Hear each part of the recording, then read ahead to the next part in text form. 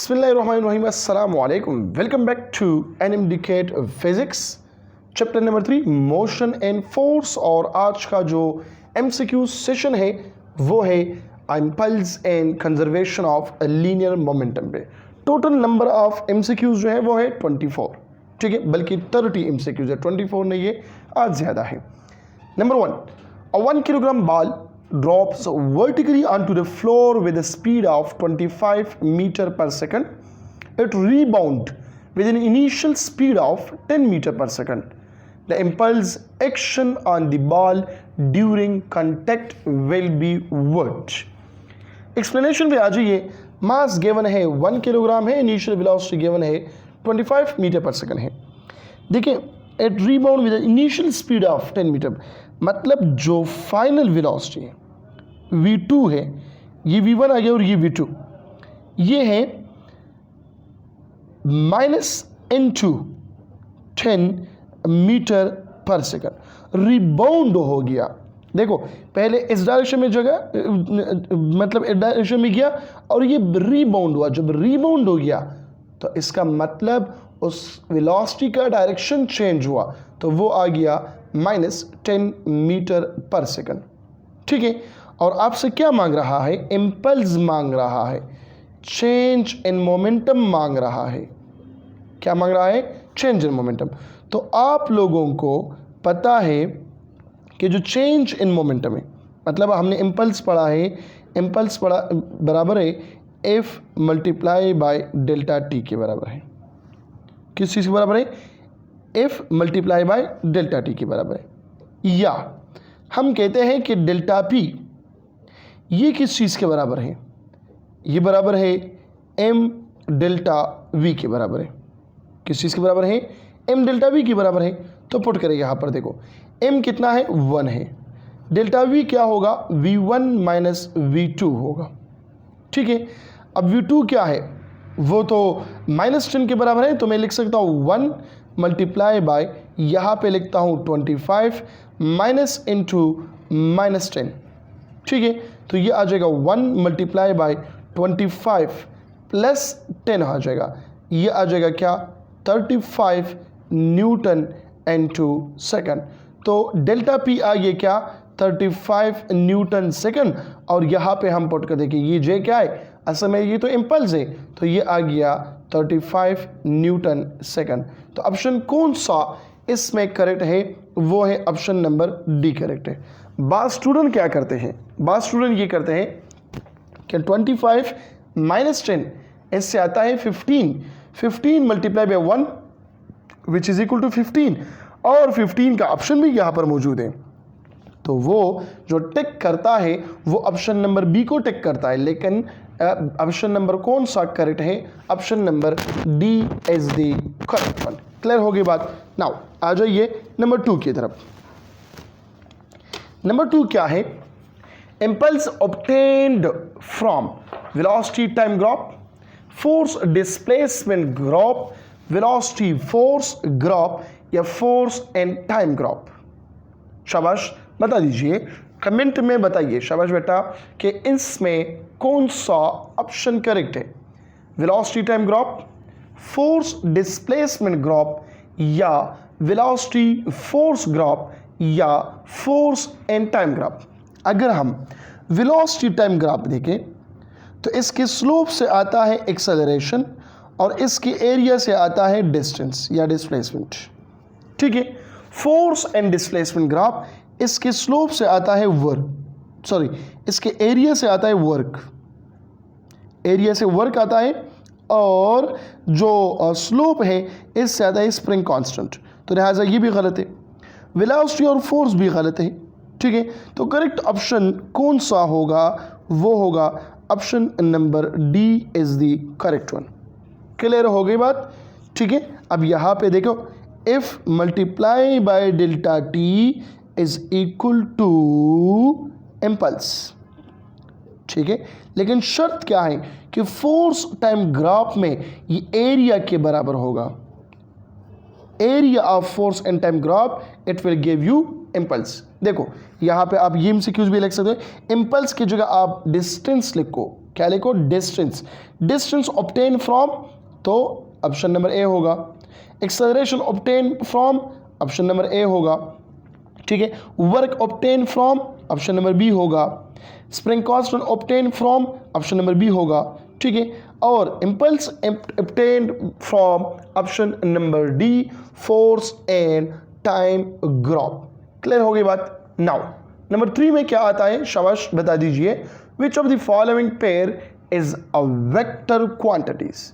Impulse and electric flux, impulse and magnetic flux, impulse and force, या none of above.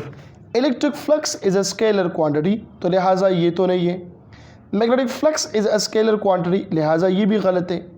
Impulse and force, force भी vector quantity है और impulse भी vector quantity है।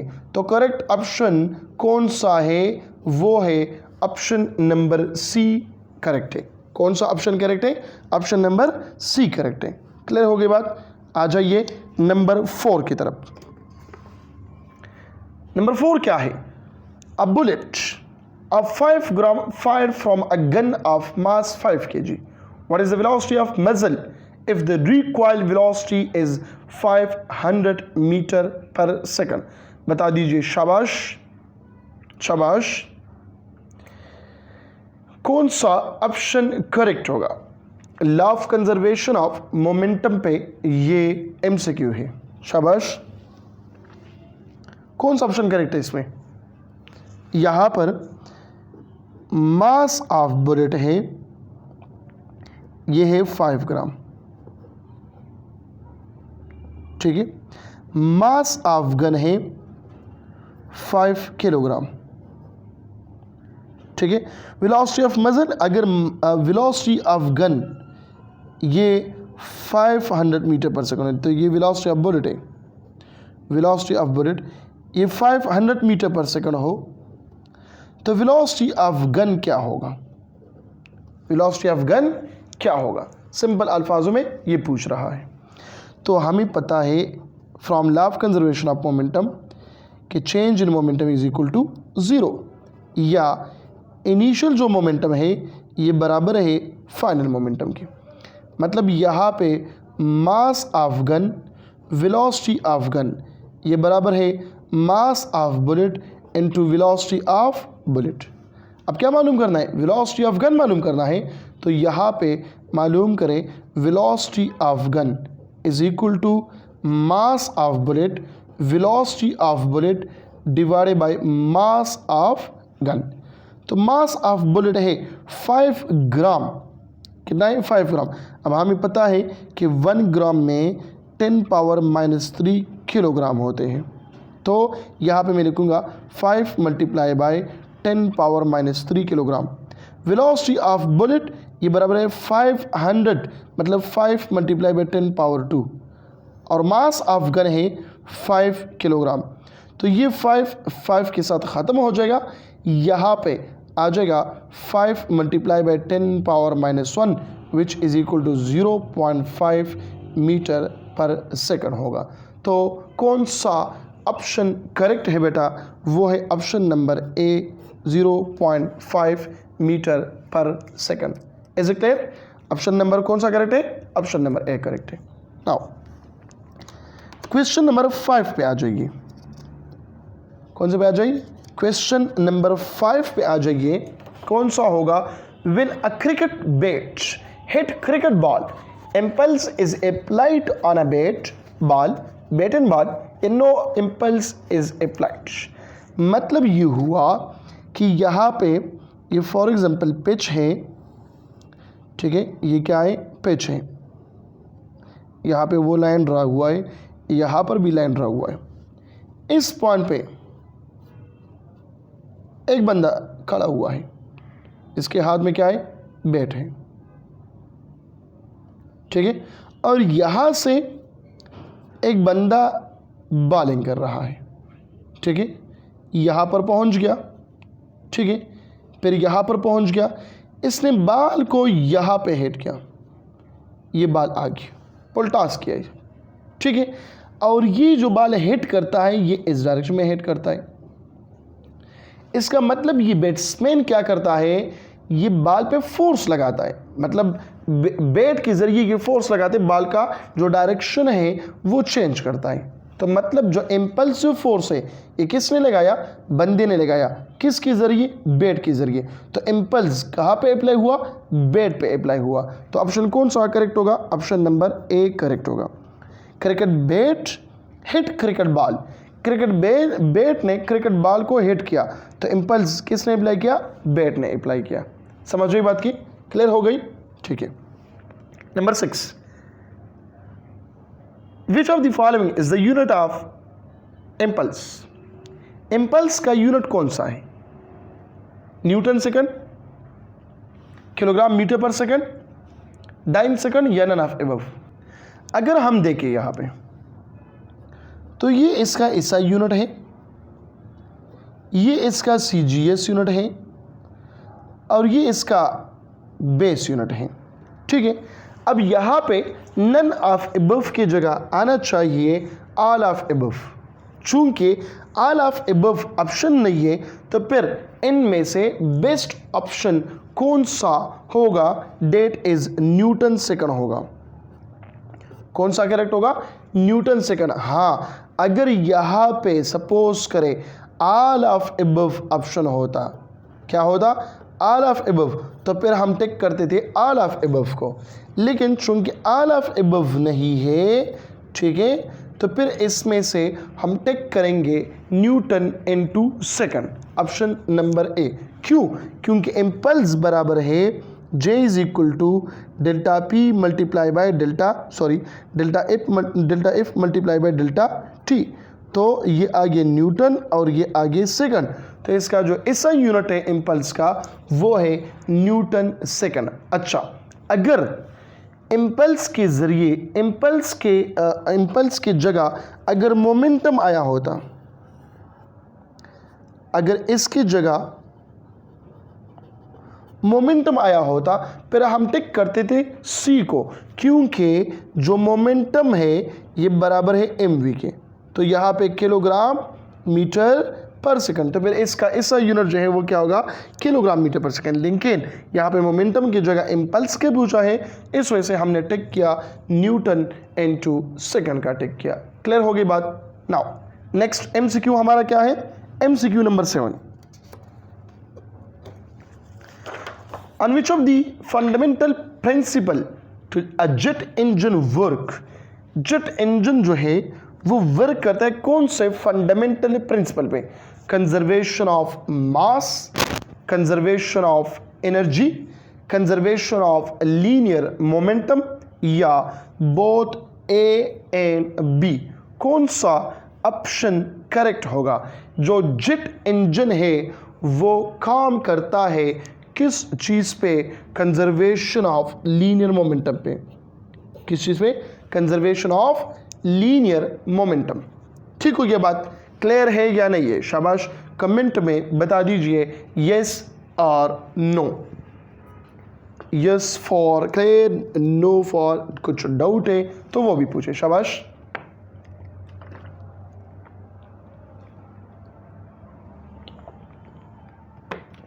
Now number 8।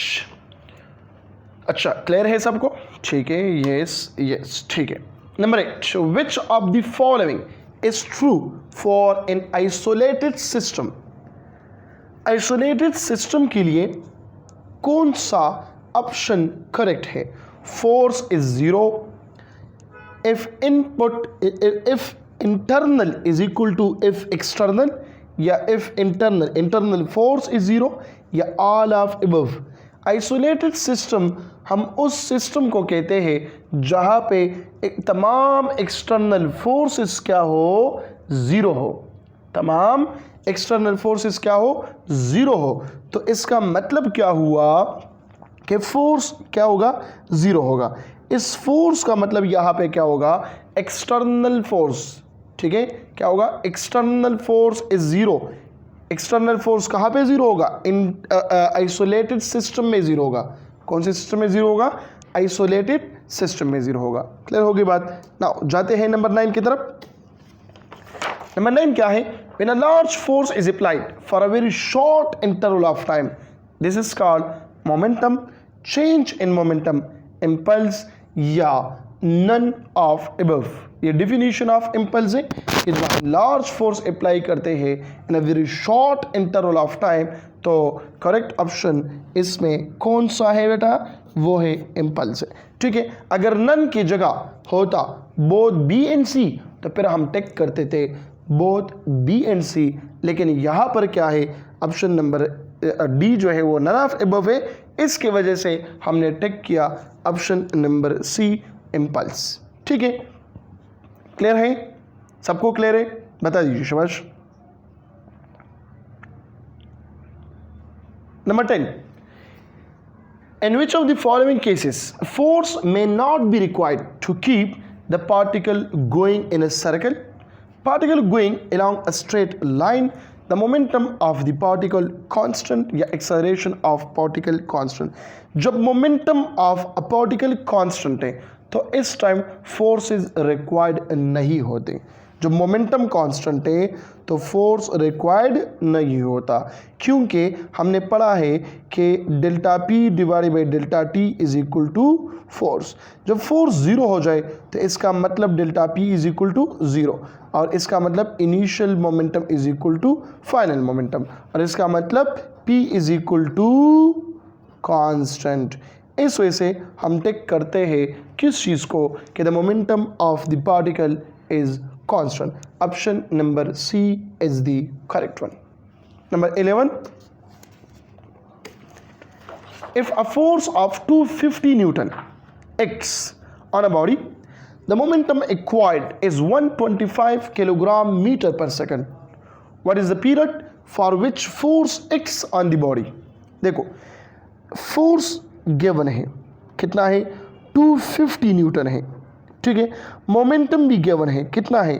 125 kilogram metre पर second है, और क्या मालूम करना है? टाइम पीरियड मालूम करना है। तो आसानी बात है।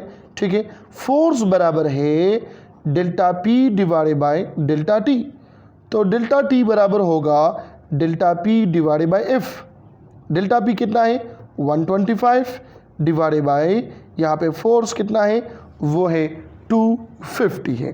ठीक है, तो यहाँ पे आ गया 25, और यहाँ पर आ गया 50, यहाँ पर फिर आएगा 50, ये आएगा 2, 1 divide by 2 which is equal to 0.5। Calculation करें, अगर मैं गलत हुआ गया हूँ तो यहाँ पे करेक्ट करें, अगर गलत नहीं हो तो फिर ऑप्शन कौन सा करेक्ट होगा? 0.5 सेकंड करेक्ट होगा। कौन सा ऑप्शन करेक्ट होगा? 0.5 सेकंड। क्लियर होगी बात। नाउ आ जाइए नंबर 12 की तरफ। The area under force time graph is equal to force momentum velocity impulse. Already बता चुका हूं, ये आ गया फोर्स और ये आ गया टाइम, ये आ गया एक ग्राफ। इसका एरिया क्या होगा? Delta F multiply by delta T. Large force is applied on a body in a very short interval of time, that is called impulse. तो ऑप्शन कौन सा करेक्ट होगा? ऑप्शन नंबर डी करेक्ट होगा। Option कौन सा correct होगा? Option number D correct होगा। बता दीजिए शाबाश, ऑप्शन नंबर डी करेक्ट है। यहाँ तक अगर कोई मसला है तो आप कमेंट में पूछें, अगर मसला नहीं है फिर भी कमेंट करें। जो देख रहे हो और कमेंट नहीं कर रहे, ठीक है, समझते हो या नहीं समझते तो ये बिल्कुल मुझे पसंद नहीं है। ठीक है ना, तो कमेंट करो शाबाश, येस और नो करेक्ट है या सॉरी मतलब समझ आ रही है या नहीं आ रही? आ रही है समझ? सबको आ रही है? ठीक है। नाउ नंबर 13 पे आ जाइए, जब समझ आ रही है आप लोगों को, माशाल्लाह। A ball of mass 150 gram start moving with an acceleration of 20 meter per second when hit by a force which acts on it for 0.1 second. The impulsive force will be what? Impulsive force क्या होगा? 0.1 Newton second, 0.2 Newton second, 1.2 Newton second, 0.3 Newton second या none of above. अब student क्या करते हैं, यहाँ पे लिखते हैं टाइम ज़ाया करते। जब टाइम ज़ाया करते तो किस तरह ज़ाया करते, देखो m इज़ इक्वल टू 150 ग्राम पे लिखते हैं 150 मल्टीप्लाई बाई 10 पावर -3 किलोग्राम। मैं आप लोग की तरफ से सॉल्व करता हूँ, ठीक है।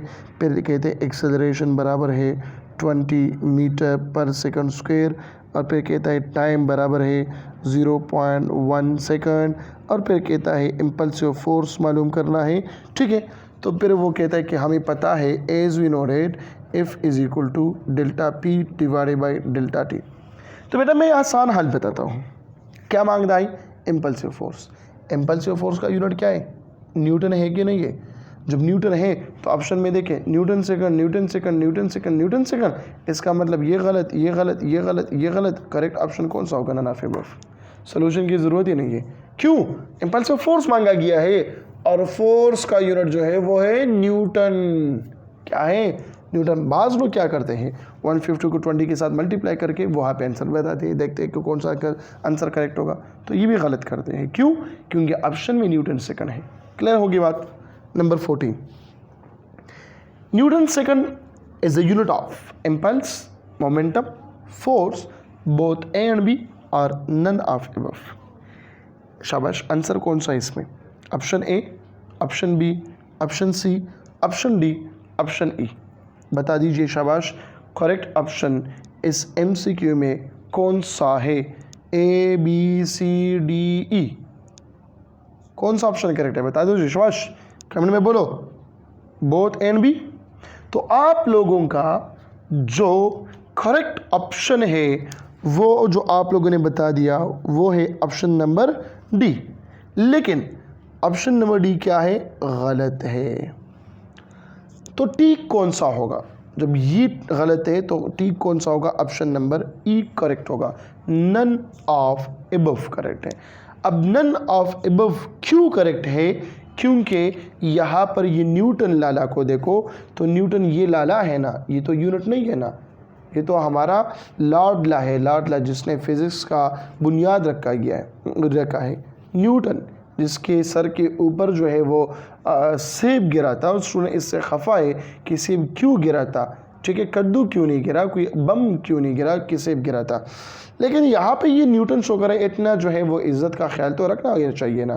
तो इज़्ज़त का ख्याल रखना चाहिए, तो इसका मतलब ये किसी भी चीज़ का यूनिट नहीं है, ये तो नाम है। तो ऑप्शन कौन सा होगा, ऑप्शन नंबर ई करेक्ट होगा, नन ऑफ अबव करेक्ट है ना। इस तरह बात आप लोग भी सोच रहे हैं कि न्यूटन के सर के ऊपर जो है बम गिरा होता तो आज ये फिज़िक्स ना होते, ये वगैरह। तो न्यूटन की वजह से तो हम मज़े में हैं, मज़ों में, बहुत मज़ों में हैं, ठीक है। आप कहेंगे हाँ हाँ सर किस तरह मज़ों में है, ये तो याद ही नहीं होता, ये वगैरह, इस पर MCQ सॉल्व नहीं होता, कैसे मज़े हुए होते, आप लोग समझते नहीं हो रहे, इस वजह से तो गलत कर रहे हो। Number 15, in an isolated system impulse is what, maximum, minimum, zero, infinity. Isolated system में इम्पल्स क्या है, इम्पल्स किस चीज़ के बराबर है, J is equal to F multiply by delta T। Isolated system में फोर्स क्या है, zero, zero multiply by delta T is equal to zero. तो आइसोलेटेड सिस्टम में इम्पल्स क्या होता है, ज़ीरो। ऑप्शन नंबर कौन सा करेक्ट होगा, ऑप्शन नंबर सी करेक्ट होगा। अच्छा, इस तरह आ सकता है, इन आइसोलेटेड सिस्टम इम्पल्स की जगह आ जाए कि product of force and time will be what, तो फिर भी क्या होगा, ज़ीरो होगा, क्योंकि फोर्स क्या है आइसोलेटेड सिस्टम में, वो ज़ीरो होता है। इस वजह से यहाँ पे जो करेक्ट ऑप्शन है वो कौन सा है, option number C is the correct one, zero. Number 16, a body of mass 0.5 kg is projected with a measured velocity of 1100 meter per second from a tank of mass 100 kg. What is the recoil velocity of the tank? देखो, mass of a body मैं लिखता हूँ B या bullet 0.25 kilogram है। Velocity क्या है इसका, V of B, ये बराबर होगा 1100 मीटर पर सेकंड। मास ऑफ टैंक ये बराबर है 100 kg, और वेलोसिटी ऑफ टैंक मालूम करना है। तो बहुत आसानी बात है, वही law of conservation of momentum पे होता है, ठीक है, कि mass of body velocity of body ये बराबर है mass of tank velocity of tank. तो वेलोसिटी ऑफ टैंक ये बराबर है mass of body multiply by velocity of a body divided by mass of tank. तो मास ऑफ बॉडी कितना है, वो है 0.25 kg, वेलोसिटी कितना है 1100 डिवाइडेड बाय 100। तो ये इसके साथ ख़त्म हो जाएगा। अब इसके साथ ये मल्टीप्लाई करें, जो भी आंसर आ जाए तो आप लोगों के ऑप्शन में ये मौजूद होगा। Law of conservation of linear momentum पे ये सॉल्व होता है। क्लियर होगी बात? ये करेंगे आप लोग ना, फार्मूला वगैरह मैंने बता दिया, और ये जो कैलकुलेशन ये आप लोग खुद से करें। इतने तो आप लोग तगड़े हैं, मुझे पता है, ठीक है ना, मेरे स्टूडेंट नालायक नहीं हो सकता। Number 17, a bullet mass 10 gram is fired from a gun of mass 1 kilogram if the required velocity is 5 meter per second, the velocity of mass is what? देखो अगेन वही है, mass of bullet 10 gram, mass of gun 1 kilogram, mass of bullet 5 metre per second. अच्छा, require है तो ये gun का होगा, mass of gun 5 metre per second, और mass of velocity of bullet ये मालूम करना है। वही formula mb vb is equal to mg vg। तो vb बराबर है mg vg divided by mb। इसमें वैल्यू पुट करें, आप लोगों के पास ऑप्शन जो है करेक्ट ऑप्शन आ जाएगा, ठीक है। Number 18, in the collision of two aeroplane the change in momentum in is what 2000 kilometer per second in 1 second. The impulsive force due to this collision is what? Delta P given है 2000 kilogram है, ठीक है। Impulsive force मालूम करना है अगर time कितना हो 1 सेकंड हो। तो आपको तो पता है F is equal to delta P divide by delta T, ठीक है। तो यह आ जाएगा 2000 न्यूटन आ जाएगा। तो ऑप्शन कौन सा करेक्ट होगा? Option number A is the correct one, क्योंकि डेल्टा टी क्या है, वो 1 सेकंड है, ठीक है। So delta P divide by delta T is equal to 2000 newton. Clear है सबको? बता दीजिए ऑप्शन कमेंट में शाबाश, यस और नो बता दे शाबाश, जल्दी से बताओ।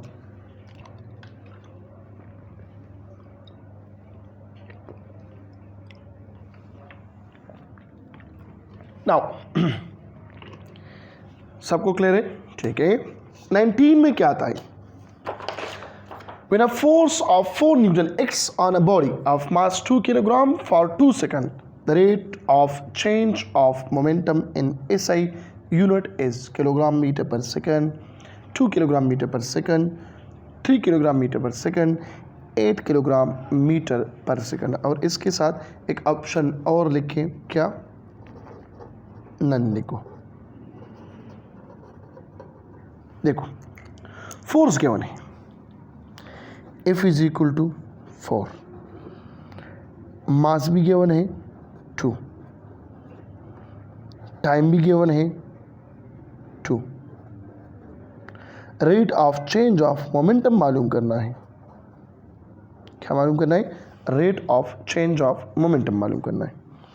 तो rate of change of momentum क्या होगा? देखो बेटा गौर से सुनो, ये बहुत ट्रिकी एमसीक्यू है और एक आसान सा हल है।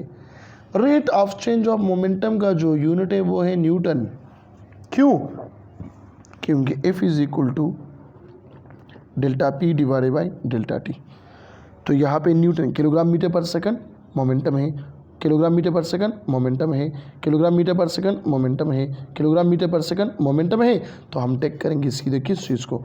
नन ऑफ एबव को टेक करेंगे। अपना दिमाग जो है वो यूज़ करें और यूनिट से पता लगाए कि कौन सा ऑप्शन करेक्ट होगा। क्लियर होगी बात? नाउ आ जाइए नंबर 20 की तरफ। What is the speed of 1.0 multiply by 10 power 3 मतलब 1000 kilogram car that has a momentum of 2.0 multiplied by 10 power 4 kilogram metre पर सेकंड ईस्ट। देखो मास है कितना है 1000 किलोग्राम है, ठीक है, और इसका जो मोमेंटम है ये कितना है 2 मतलब 20,000 न्यूटन इंटू सेकंड है, किलोग्राम मीटर पर सेकंड न्यूटन सेकंड के बराबर है। और वेलोसिटी मालूम करना है तो आप लोगों को तो पता है P is equal to mv, तो v is equal to P divided by m। P कितना है 20,000 डिवाइडेड बाई 1000, तो ये 3 इसके साथ ख़त्म, यहाँ पर आ गया 20 मीटर पर सेकंड। ऑप्शन कौन सा करेक्ट है? Option number B is the correct one. सबको क्लियर है? क्लियर है ना? बताओ जो बस क्लियर है? ज़बरदस्त क्लियर है, सबको क्लियर है माशाल्लाह। Number 21, an impulse of 10 kilogram meter per second acting on an object whose mass is 5 kilogram will cause a change in the object velocity of this one. Impulse J या change in momentum given है कितना है 10 kilogram metre पर second, ठीक है, और जिसका मास है कितना 5 kg, मास कितना है 5 kg, और क्या मालूम करना है वेलोसिटी मालूम करना है। तो मालूम करें फार्मूला आपके लोगों के पास गिवन है impulse of rate of change of momentum. तो आसान हल है, देखो impulse to change of momentum है ना, तो इसका मतलब ये हुआ कि डेल्टा पी बराबर है एम डेल्टा वी के, ठीक है, एम कितना है 5 है सॉरी, ठीक है, डेल्टा वी मालूम करना है, तो delta V is equal to delta P divided by M. Delta P कितना है 10, एम कितना है 5, 5 1 ज़ार 5, 5 2 ज़ार 10, सो 2 मीटर पर सेकंड। ऑप्शन इसमें मौजूद है 0.52, तो option number B is the correct होगा। ऑप्शन बी क्या है? करेक्ट है। क्लियर हो गई बात? Number 22, the slope of momentum and time graph is equal to magnitude of what? Slope मांग रहा है, देखो ये टाइम और ये मोमेंटम, ये ग्राफ है, स्लोप बराबर है delta P divided by delta T, और delta P divide by delta T किस चीज़ के बराबर है? फोर्स के बराबर है। किस चीज़ के बराबर है? फोर्स के बराबर है। तो ऑप्शन कौन सा होगा?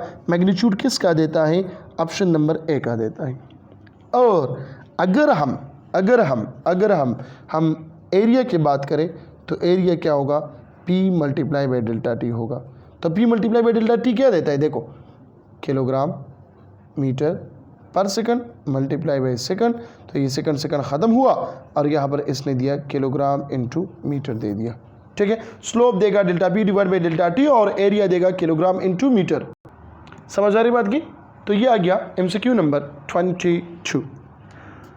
23 MCQ क्या है? आ जाइए पेज पे। A force of 50 Newton acts on a body for 0.1 second, ठीक हो गया, and change its velocity from this to this, impulse will be what? देखो फोर्स गिवन है बेटा, कितना है 50 न्यूटन है, टाइम भी गिवन है कितना है 0.1 है, ठीक है, वेलोसिटी I गिवन है 5 और वेलोसिटी F है 5 और वेलोसिटी I है क्या 10। क्या मालूम करना है? चेंज इन मोमेंटम मालूम करना है। कैसे मालूम करेंगे? हमें तो पता है कि impulse is equal to delta F multiply by delta T, ठीक है, और ये बराबर है इम्पल्स क्या है? डेल्टा पी है ना, delta F multiply by delta T. और यहाँ पर देखो वेलोसिटी गिवन है, क्या गिवन है? Velocity, change in velocity given है, टाइम गिवन है, फोर्स गिवन है, तो यहाँ पे इम्पल्स क्या करें? मालूम करें। क्या करो? इम्पल्स को मालूम करो। तो देखो ये तो आप लोगों का किस्सा हो गया। अब हम क्या करते हैं? यहाँ पर देखो ये वाला फार्मूला जो पता है J is equal to F multiply by delta T, ये इम्पल्स है ना, फोर्स गिवन है कितना है 50, टाइम गिवन है कितना है 0.1, मतलब ये आ गया 1, ये 0 के साथ ख़त्म, 5 न्यूटन इंटू सेकंड। ऑप्शन मौजूद है? यस। कौन सा है? Option number A is the correct one. Clear होगी बात? Now 24, a body of 2 kilogram move, a body of mass m 2 kilogram move with an acceleration of 20 meter per second square. Its rate of change of linear momentum is what? 10 Newton, 30 Newton second, 40 Newton, 40 Newton second. देखो mass given है बेटा 2 kilogram है, acceleration given है 20 meter पर second है, rate of change of momentum कहता है मालूम करो। और ये किस चीज़ के बराबर है? फोर्स के। और फोर्स किस चीज़ के बराबर है? एम ए के। एम कितना है? 2। एक्सेलरेशन कितना है? 20। कितना बन गया? 40 किलोग्राम मीटर पर सेकंड स्क्वायर, या हम लिखते हैं 40 न्यूटन, क्योंकि फोर्स है ना, तो यहाँ पर 40 न्यूटन सेकंड है, यहाँ पे 40 न्यूटन है। स्टूडेंट जो है गलत हो जाता है, वो देखता है चेंज इन लीनियर मोमेंटम, लेकिन rate of change of momentum, तो rate of change of momentum क्या है? वो तो फोर्स है। तो यहाँ पे टेक करेंगे हम किस चीज़ को? ऑप्शन नंबर सी को करेक्ट करेंगे। हालांकि स्टूडेंट कौन सा ऑप्शन करेक्ट करते हैं? वो ऑप्शन डी को टेक करते हैं, लेकिन इसमें करेक्ट ऑप्शन कौन सा है बेटा? वो है ऑप्शन नंबर सी, 40 न्यूटन है। क्लियर हो गई बात? नाउ आ जाइए 25 में। 25 क्या है? a force of 10 Newton acts on a body for 5 seconds. A force of 10 Newton acts on a body for 5 seconds. What will be the change in momentum? Change in momentum क्या है? तो देखो, change in momentum divided by change in time, ये बराबर है force के। और change in momentum मालूम करना है, सो F multiply by delta T. Force कितना है बेटा? वो है 10, टाइम कितना है? 5, तो ये आ गया 50 न्यूटन सेकंड आ गया। तो ऑप्शन कौन सा करेक्ट होगा? Option number D is the correct one. Change in momentum की जगह इम्पल्स भी आ सकता है, लेकिन इम्पल्स जो है वो तो डायरेक्ट फार्मूला होगा, ठीक है। इस वजह से इन लोगों ने इम्पल्स के बजाय यहाँ पे लाया क्या? Change in momentum. Number 26, bullet is fire bye a gun, the gun move backward with a velocity. Gun और वेलोसिटी ऑफ बुलेट बराबर है, गन का वेलोसिटी ग्रेटर है या गन का वेलोसिटी लेस है वेलोसिटी ऑफ बुलेट से? तो गन का वेलोसिटी हमेशा के लिए लेस होगा वेलोसिटी ऑफ अ बुलेट से। वेलोसिटी ऑफ बुलेट से वेलोसिटी ऑफ गन क्या होगा? हमेशा के लिए लेस होगा। Option number C is the correct one. Clear होगी बात? नाउ आ जाइए क्वेश्चन नंबर 27 पे। 27, अच्छा 27 इनसे क्यों है? ठीक है, पता नहीं 27 किधर गया है, ये तो 26 में लिखा हुआ है। चलो कोई बात नहीं है। A player catch a ball of 150 gram moving with a velocity of 20 meter पर second, it's take 0.1 second to stop, the force exerted by ball is what? देखो, मास गिवन है 150 ग्राम है, वेलोसिटी गिवन है 20 मीटर पर second है, time given है 0.1 second है, ठीक है। फोर्स मालूम करना है। देखो सिंपल अल्फाजों में बताओ, फोर्स क्या है? एम ए है कि नहीं है? अब एम तो मौजूद है, लेकिन एक्सेलरेशन क्या होगा? एक्सेलरेशन का velocity divide by time, velocity मौजूद है, यस 20 डिवाइड बाय 0.1, तो ये क्या होगा? ये 30 मीटर पर सेकंड स्क्वायर होगा। सो 150 मल्टीप्लाई बाय 10⁻³ मल्टीप्लाई बाय 30, जो भी इससे आता है वो आप लोग इसमें पुट करें और वैल्यू निकालें। क्लियर हो गई बात? तो ये आ गई MCQs on impulse and conservation of linear momentum. यहाँ तक जो भी क्वेश्चन है बेटा स्क्रीनशॉट लेके कमेंट में पूछें, या जो गिवन नंबर है आप लोग देखते हो, इस पे आप लोग अपना क्या करें, क्वेश्चन जो है वो पूछ सकते हैं एनी टाइम। आंसर जो है आप लोगों को मिल जाएंगे। यहाँ तक अगर कोई प्रॉब्लम है तो कमेंट में क्वेश्चन का नंबर बता दें और अपना डाउट बता दें कि डाउट जो है आपका क्या है, ठीक है। तो मिलते हैं इंशाल्लाह नेक्स्ट लेक्चर में, जो बहुत इंपॉर्टेंट है, प्रोजेक्टाइल मोशन, ठीक है। और उसमें हम बहुत सारे MCQs जो है वो सॉल्व करेंगे। Thank you so much. अल्लाह हाफिज़।